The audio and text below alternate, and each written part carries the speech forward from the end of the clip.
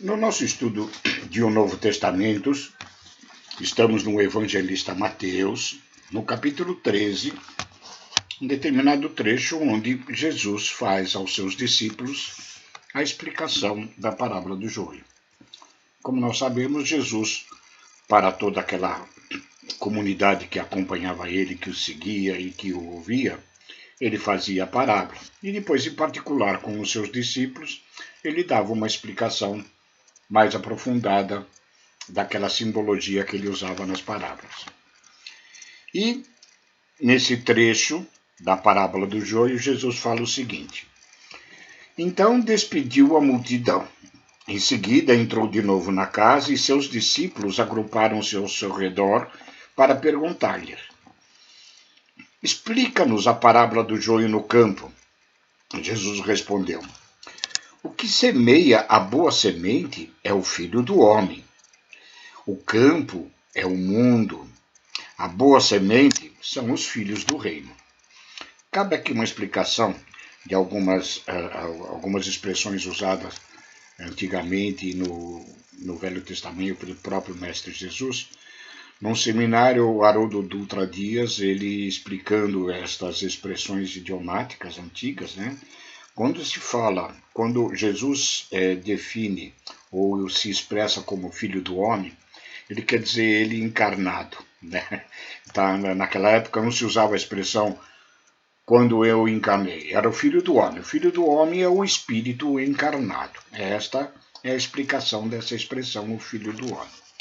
E aqui, a respeito deste trecho que está no capítulo 13, versículo 38 de Mateus, Emmanuel, no livro Vinha de Luz, ele vai se expressar numa mensagem denominada No Campo, cujo o trecho que ele assinala, que ele destaca é o campo é o mundo. Jesus, isso tem em Mateus, capítulo 13, versículo 38.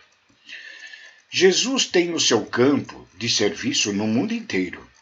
Nele, naturalmente, como em todo o campo de lavoura, há infinito potencial de realizações, com faixas de terra excelentes e zonas necessitadas de arrimo corretivo e proteção.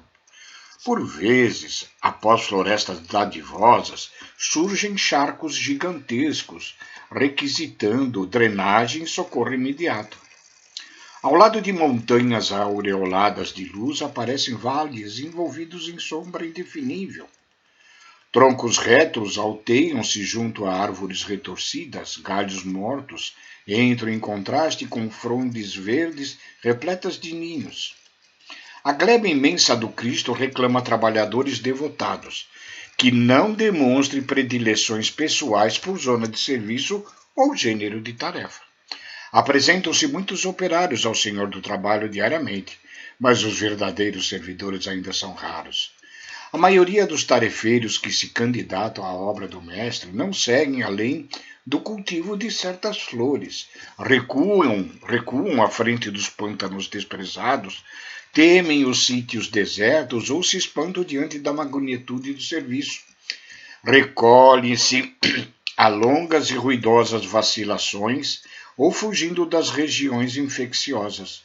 Em algumas ocasiões, costumam ser hábeis horticultores ou jardineiros. No entanto, quase sempre repousam nestes títulos e amedrontam-se perante os terrenos agressivos e multiformes.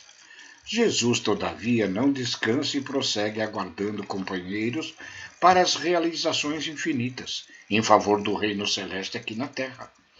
Reflete nessa verdade e enriquece as tuas qualidades de colaboração, aperfeiçoando-as e intensificando-as nas obras do bem indiscriminado e ininterrupto. É certo que não se improvisa um cooperador para Jesus, entretanto, não te esqueça de trabalhar dia a dia na direção deste glorioso fim, deste objetivo. Nós sabemos que antes da Terra existir, Jesus já era espírito de elevadíssima hierarquia. Jesus preside, inclusive, a formação física do nosso globo terrestre. E ele é como ele diz nesta parábola do joio, né? O que semeia o campo. Então Jesus presidiu essa formação, colocando com os seus auxiliares os elementos substanciais para a existência da vida aqui na Terra, para que aqui pudesse encarnar e reencarnar espíritos no seu processo de evolução.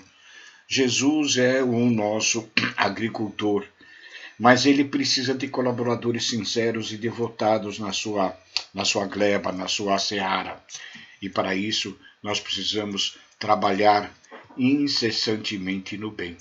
Só assim nos tornaremos verdadeiros discípulos e apóstolos de nosso Mestre Jesus.